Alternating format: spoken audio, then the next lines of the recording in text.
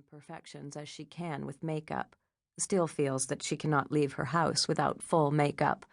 Her trademark scarlet lipstick, the first thing she puts on every morning, before her underwear even, before her bath.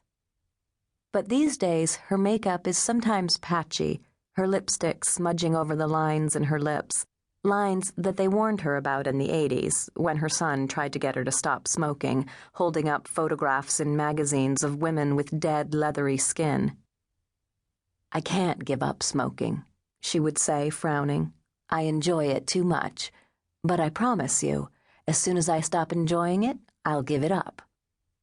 The day is yet to come. 30 years younger, and she would never have dared trespass, swim naked in an empty swimming pool without permission.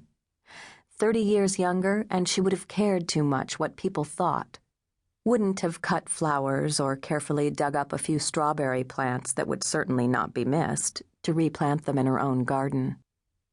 But 30 years younger, and perhaps if she had dared and had been caught, she would have got away with it.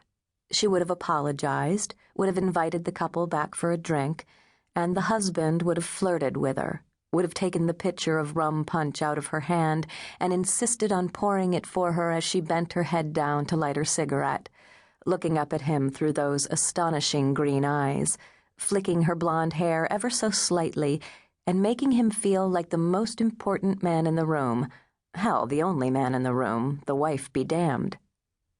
30 years younger, and the women might have ignored her, but not as they do now because they think she's the crazy woman in the big old house on the bluff, but because they were threatened, because they were terrified that she might actually have the power to take their men, ruin their lives. And they were right. Not that she ever did. Not back then. Of course, there have been a few affairs, but Nan was never out to steal a man from someone else. She just wanted some fun. And after Everett died, after years of being on her own, she came to realize that sometimes sex was, after all, just sex, and sometimes you just had to take it where you could find it. The village of Siasconset, known to all simply as Sconset, is burning with a bright morning light by the time Nan arrives on her bike. She cycles past the Sconset Cafe, round the corner past the bookstore that isn't a bookstore but sells liquor instead, and hops off to go to the general store to get some food. All the way at the back there is still a refrigerator stuffed full of yogurt, milk, eggs, the bare essentials of life, but the rest of the store is taken up with gourmet foods, sesame crackers, delicious sweetmeats, and with designer candles and the necessary wall of t-shirts, baseball caps, and tote bags advertising that the tourists had been to Sconset for a vacation, were wealthy enough to afford to come to a place where billionaires play. As always, she heads to the back, nodding at the tourists, waving hello to the woman behind the cash register. She is a familiar sight in Sconset, her long linen skirts floating behind her as she cycles along on a rusty old Schwinn. It is not a bike you see often these days, with its huge, oversized basket on the front, but it is the one that she and Everett bought when they spent their first summer here, back in 1962, when she was 20, and he'd brought her home to Windermere to meet his parents. Nan cycles slowly, one hand lightly balanced on the handlebar, the other wielding a cigarette.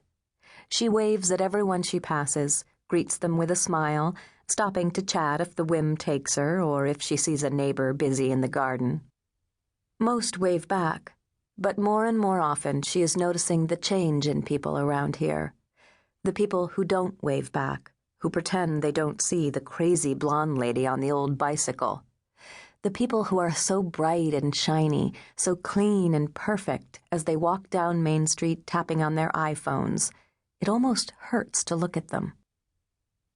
This wouldn't have happened had she been 30 years younger, she thinks from time to time, when yet another young, glamorous New York couple hesitate as she approaches them, weaving wildly on her bike as she attempts to light her cigarette without stopping.